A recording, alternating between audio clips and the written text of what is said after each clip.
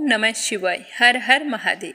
सारे विष्णु भक्तों को उत्पन्ना एकादशी की हार्दिक शुभकामनाएं। आज अपने सुनेंगे मार्गशीर्ष माह के कृष्ण पक्ष में आने वाली उत्पन्ना एकादशी की व्रत कथा। तो सारे विष्णु भक्तों से मेरा निवेदन है कि आप कथा को श्रद्धा भाव से पूरा सुने, क्योंकि कथा को बीच में छोड़ने से हमें हमारे व्रत का पुण्य फल नहीं मिलता। इसीलिए हमेशा हमारा कोई भी व्रत हो, हमें कथा को पूरा ध्यान लगाकर सुनना चाहिए। ना तो बीच में बातचीत करनी चाहिए और ना ही बार बार खड़े होना चाहिए। एकादशी के व्रत में हाथ में मिश्री के या चीनी के दाने लेकर उन्हें रोलते रहें और विष्णु भगवान के अनंत स्वरूपों को याद करते हुए कथा का हुंकारा भरते रहें। जब कथा समाप्त हो जाती है तो जो मिश्री के दाने हैं वो थोड़े से विष्णु जी के चरणों में अर्पित कर दें। बाकी लोटे में डालकर सूर्य भगवान को अर्घ्य दे देना चाहिए। अब अपने सुनेंगे उत्पन्ना एकादशी व्रत कथा।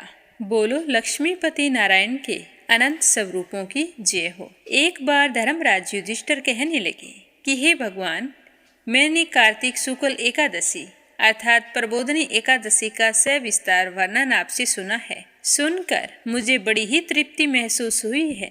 अब आप कृपया करके मुझे मार्गशीर्ष माह के कृष्ण पक्ष की एकादशी के बारे में भी बतलाइए। इस एकादशी का नाम क्या है तथा इसके व्रत का क्या विधान है? इस व्रत को करने की सही विधि क्या है? इसका व्रत करने से हमें कौन से पुण्य फलों की प्राप्ति होती है? मुझे सारा विधान समझाइए, मैं सुनना चाहता हूँ। तो युधिष्ठिर की बात सुनकर भगवान श्री कृष्ण कहने लगे कि मार्गशीर्ष माह के कृष्ण पक्ष में आने वाली इस एकादशी को उत्पन्ना एकादशी के नाम से जाना जाता है। यह व्रत शंखोद्वार तीर्थ में स्नान करने के बाद भगवान के दर्शन करने से जो फल मिलता है, उसके बराबर पुण्य फल इस एकादशी का व्रत करने से मिल जाता है। जो भी भक्त इस व्रत को रखता है उसे चोर, पाखंडी, परस्त्रीगामी, निंदक, मिथ्याभाषी तथा किसी भी प्रकार के पापी से बात नहीं करनी चाहिए, ना ही किसी की निंदा करनी चाहिए। मैं तुम्हें इसका महात्म्य सुनाता हूँ, ध्यानपूर्वक सुनना। तो सुनकर युधिष्ठिर कहने लगे कि हे भगवान, आपने हजारों यज्ञ और लाख गोदान को भी इस एकादशी व्रत के बराबर नहीं बताया है, तो यह तिथि सब तिथियों में उत्तम कैसे हुई, मुझे बताइए। तो भगवान श्री कृष्ण कहने लगे कि हे युधिष्ठिर, सतयुग में मुर नामक एक दैत्य उत्पन्न हुआ। वह बड़ा ही बलवान और भयानक था। उस प्रचंड दैत्य ने इंद्र, आदित्य, वसु, वायु, अग्नि आदि सभी देवताओं को पराजित करके भगा दिया। तब इंद्र सहित सभी देवताओं ने भयभीत होकर भगवान शिव से सारा वृत्तांत कहा और कहने लगे कि हे कैलाशपति, मुर दैत्य से भयभीत होकर हम सभी देवता मृत्यु लोक में घूम रहे हैं। तब भगवान शिव ने कहा कि हे देवताओं, तीनों लोकों के स्वामी, भक्तों के दुखों का नाश करने वाले भगवान विष्णु की शरण में जाओ, वही तुम्हारी मदद कर सकते हैं। वे ही तुम्हारे सारे दुखों को दूर कर सकते हैं। तो शिव जी के ऐसे वचन सुनकर सभी देवता क्षीर सागर में जा पहुँचे। वहाँ भगवान को शयन करते देखा तो उनसे हाथ जोड़कर स्तुति करने लगे कि हे प्रभु, आपको बारंबार नमस्कार है। देवताओं की रक्षा करने वाले मधुसूदन, आपको नमस्कार है। आप हमारी रक्षा करें। दैत्यों से भयभीत होकर हम सब आपकी शरण में आए हैं। आप तो इस संसार के कर्ता, माता पिता, उत्पत्ति और पालन करता और संहार करने वाले हैं। सबको शांति प्रदान करते हैं। आकाश और पाताल भी आप ही हैं। सबके पिता में ब्रह्मा, सूर्य, चंद्र, अग्नि, सामग्री, होम, आहुति, तंत्र मंत्र, जप, यजमान, यज्ञ कर्म, कर्ता, भोक्ता, सब कुछ आप ही हैं। आप तो सर्वव्यापक हैं। आपके सिवा तीनों लोकों में चर तथा अचर कुछ भी नहीं है। हे भगवान, दैत्यों ने हमको जीतकर स्वर्ग से भ्रष्ट कर दिया है और हम सारे देवता इधर उधर भागे भागे फिर रहे हैं। आप उन दैत्यों से हमारी रक्षा कीजिए और हमें हमारा लोक वापस दिलाइए। तो इंद्र के ऐसे वचन सुनकर भगवान विष्णु कहने लगे कि हे इंद्र, ऐसा मायावी दैत्य कौन है जिसने सब दैत्यों को जीत लिया है? उसका नाम क्या है? उसमें बल कितना है, उसके कितने आश्रय में है तथा उसका स्थान क्या है, यह सब कुछ मुझे बताओ। तो भगवान के ऐसे वचन सुनकर इंद्र कहने लगे कि भगवान, प्राचीन समय में एक नाड़ीजंग नामक राक्षस था। उसके महापराक्रमी और लोक विख्यात मूर नाम का एक पुत्र हुआ। उसकी चंद्रावती नाम की नगरी है। उसी ने सब देवताओं को स्वर्ग से निकालकर वहां अपना आधिपत्य जमा लिया है। उसने इंद्र, अग्नि, वरुण, यम, वायु, ईश, चंद्रमा आदि सबके स्थान पर अपना अधिकार जमा लिया है। सूर्य बनकर स्वयं ही प्रकाश करता है, स्वयं ही मेघ बनकर बैठा है, सबसे अजय है। हे असुर निकंदन, उस दुष्ट को मारकर देवताओं को अजय बनाइए। तो यह वचन सुनकर भगवान श्री हरि विष्णु ने कहा कि हे देवताओं, मैं तुम्हें भरोसा दिलाता हूँ कि मैं बहुत ही जल्द उस दैत्य का संहार करूँगा। तुम चंद्रावती नगरी में जाओ। इस प्रकार कहकर भगवान सहित सभी देवताओं ने चंद्रावती नगरी की ओर प्रस्थान किया। उस समय जब दैत्य मूर अपनी सेना सहित युद्ध भूमि में गरज रहा था, तो उसकी भयंकर गर्जना सुनकर सभी देवता भय के मारे चारों दिशाओं में भागने लगे। जब स्वयं भगवान रणभूमि में आए तो दैत्य उन पर भी अस्त्र शस्त्र आयुध लेकर दौड़े। तो भगवान ने उन्हें सर्प के समान अपने बाणों से बींध डाला। बहुत सारे दैत्य मारे गए और कई दैत्य भाग गए। अब तो युद्ध क्षेत्र में केवल मूर दैत्य ही बचा था। वह अविचल भाव से भगवान के साथ युद्ध करता रहा। भगवान ने जो जो तीक्ष्ण बाण चलाए उसके लिए पुष्प सिद्ध हो गई। उसका शरीर छिन्न भिन्न हो गया, किंतु वह लगातार युद्ध करता रहा। दोनों के बीच मल्ल युद्ध भी हुआ। उनका युद्ध 10,000 वर्षों तक चलता रहा, किंतु मूर नहीं हारा। थक हार कर भगवान विष्णु देव ही बद्रिकाश्रम चले गए। वहाँ हेमवती नामक सुंदर गुफा थी। उसमें विश्राम करने के लिए भगवान उसके अंदर प्रवेश कर गए। वह गुफा 12 योजन लंबी थी। उसका एक ही द्वार था। विष्णु भगवान वहाँ योग निद्रा की गोद में सो गए। मूर भी पीछे पीछे आ गया और भगवान को सोया देखकर मारने को उद्यत हुआ। तभी भगवान के शरीर से उज्जवल कांतिमय रूप वाली देवी प्रकट हुई। प्रकट होते ही उस देवी ने राक्षस मूर को युद्ध के लिए ललकारा।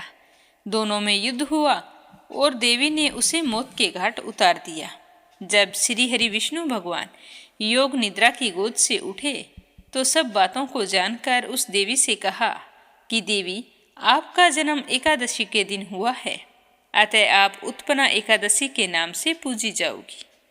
आपके भक्त वही होंगे जो मेरे भक्त हैं, इसीलिए जो भी मेरी पूजा करेगा उसे तुम्हारी पूजा जरूर करनी होगी। और एकादशी के दिन हम दोनों की पूजा एक साथ की जाएगी। कहा जाता है कि तभी से एकादशी का व्रत किया जाता है। जो भी भक्त एकादशी का व्रत शुरू करते हैं उन्हें उत्पन्ना एकादशी के दिन से व्रत शुरू करना चाहिए। फिर नियम अनुसार साल में आने वाली 24 एकादशियों का व्रत लगातार करना चाहिए। इससे भगवान श्री हरि विष्णु और एकादशी माता बहुत ही प्रसन्न होती है और उनका आशीर्वाद हम सब पर सदैव बना रहता है। बोलो विष्णु भगवान की जय हो। बोलो एकादशी माता की जय हो। अब अपने सुनते हैं लप्सी और तपसी की कहानी, जो हर व्रत कथा के बाद में जरूर सुननी चाहिए। बोलो लप्सी तपसी की जय हो। प्राचीन समय की बात है। एक गांव में लप्सी और तपसी नाम के 2 भाई रहा करते थे। तपसी हमेशा भगवान की सेवा में लीन रहता था, लेकिन लप्सी हमेशा सवा सेर लापसी बनाता, भगवान को भोग लगाकर फिर स्वयं भोजन कर लेता। दोनों भाइयों का यही नियम था। एक दिन दोनों भाइयों में बहस छिड़ गई कि कौन बड़ा है। तो लप्सी कहने लगा कि मैं बड़ा हूँ, क्योंकि मैं तो लापसी बनाकर भगवान को रोजाना भोग लगाता हूँ। मैं कभी भी भगवान को भूखा नहीं रहने देता। तो तपसी कहने लगा कि मैं बड़ा हूँ, क्योंकि मैं सारा दिन भगवान की तपस्या करता हूँ। तो इस तरह करते करते दोनों जोर जोर से लड़ने लगे। तभी वहाँ से नारद मुनि गुजर रहे थे। उन दोनों को लड़ते हुए देखा तो उनके पास आए और लड़ने का कारण पूछने लगे। तो तपसी कहने लगा कि हे देव ऋषि, आप ही बताइए कि कौन बड़ा है। मैं कहता हूँ कि मैं बड़ा हूँ। लप्सी इस बात को मानने के लिए तैयार नहीं है। ये कहता है कि मैं बड़ा हूँ।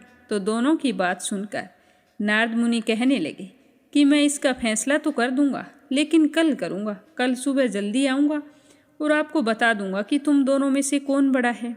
तो अगली सुबह तपसी रोजाना की तरह नहा धोकर पूजा करने के लिए जा रहा था, तो रास्ते में उसे 1.25 करोड़ की एक अंगूठी मिली जो नारद जी ने उसके आगे फेंकी थी। तो तपसी ने जल्दी जल्दी इधर उधर देखा और अंगूठी को उठा लिया और तपस्या करने बैठा तो अपने पैर के नीचे दबाकर बैठ गया। लप्सी रोजाना की तरह स्नान करके आया और 1.25 सेर लापसी बनाई। पहले भगवान को भोग लगाया, फिर स्वयं लापसी जीमने के लिए बैठ गया। तभी वहाँ पर नारद जी आ गए और कहने लगे कि लप्सी बड़ा है। तो तपसी कहने लगा कि इसका क्या कारण हो सकता है, ये कैसे बड़ा है, ये कभी पूजा पाठ नहीं करता है। तो नारद जी कहने लगे कि इसके मन में लालच नहीं है, जो भी करता है बड़े ही श्रद्धा भाव से करता है। इसका नियम है कि रोजाना भगवान को भोग लगाना। इसका नियम कोई भी भंग नहीं कर सकता, लेकिन तुम्हारा नियम भंग हो चुका है। तो तब से कहने लगा कि कैसे, मैं नियम से रोजाना भगवान की पूजा करता हूँ। तो नारद मुनि कहने लगे कि तुम खड़े होकर अपना पैर उठाओ। तो तपसी जैसे ही खड़ा हुआ तो उसके पैर के नीचे 1.25 करोड़ की अंगूठी पड़ी थी। तो नारद जी कहने लगे कि तूने इसे चुराया है, जिससे तेरी तपस्या भंग हो गई है। तपसी हाथ जोड़कर नारद जी के सामने खड़ा हो गया और कहने लगा कि मुझसे गलती हो गई, आज के बाद मैं ऐसी गलती कभी नहीं करूँगा। मैंने बहुत ही सच्चे मन से पूजा की है। आप ही मुझे बताइए कि मुझे मेरी पूजा का फल कैसे मिल सकता है। मैं आपसे वादा करता हूँ कि आज के बाद मैं कभी चोरी नहीं करूँगा। तो उस तरह उसके दीन वचन सुनकर नारद जी को उस पर दया आ गई और नारद जी कहने लगे कि तेरी तपस्या का फल कार्तिक स्नान करने वाला ही दे सकता है। तो तपसी पूछने लगा कि वो कैसे। तो नारद जी ने बताया कि कार्तिक माह में कार्तिक स्नान करके जो भी सारी कहानियाँ सुनकर तुम्हारी कहानी नहीं सुनेगा, तो उसके कार्तिक स्नान का पुण्य फल उससे छूटकर तुम्हें मिलेगा। अगर कोई दिए से दिया जलाएगा तो उसका पुण्य फल भी तुझे ही मिलेगा। अगर घर की सारी साफ सफाई करके दहलीज की सफाई नहीं करेगा तो उसका पुण्य फल भी तुझे ही मिलेगा। रोटी सारी बना ले, लेकिन गाय और कुत्ते की रोटी ना बनाए तो उसका पुण्य फल भी तुझे ही मिलेगा।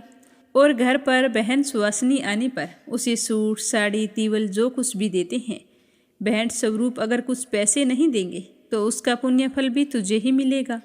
तो इस तरह नारद जी ने तपसी को पुण्य प्राप्ति का मार्ग बताया, जिसे सुनकर तपसी बहुत ही प्रसन्न हुआ और भगवान की पूजा में लीन हो गया। तभी से कहा जाता है कि हर व्रत कथा और कहानी के बाद में लप्सी तपसी की कहानी जरूर सुननी चाहिए। इस कहानी को सुने बिना हमें चाहे कार्तिक का महीना हो या वैशाख का महीना हो, हमें उसके स्नान का पुण्य फल नहीं मिलता है। जब कहानी समाप्त हो जाती है तो इस तरह से कहना चाहिए कि लप्सी का फल लप्सी को मिले, तपसी का फल तपसी को मिले। हमारी कहानी का, हमारे पूजा पाठ और हमारे व्रत का पुण्य फल हमें मिले। बोलो लप्सी तपसी की जय हो। अगर आपको एकादशी की व्रत कथा पसंद आई हो तो मीरा भक्ति स्टोरी चैनल को सब्सक्राइब जरूर करना और इस वीडियो को ज़्यादा से ज़्यादा विष्णु भक्तों में शेयर करना। श्री हरि विष्णु आपकी सारी मनोकामनाएं पूर्ण करे। आप सभी की मंगल कामना के साथ ओम नमः शिवाय। हर हर महादेव।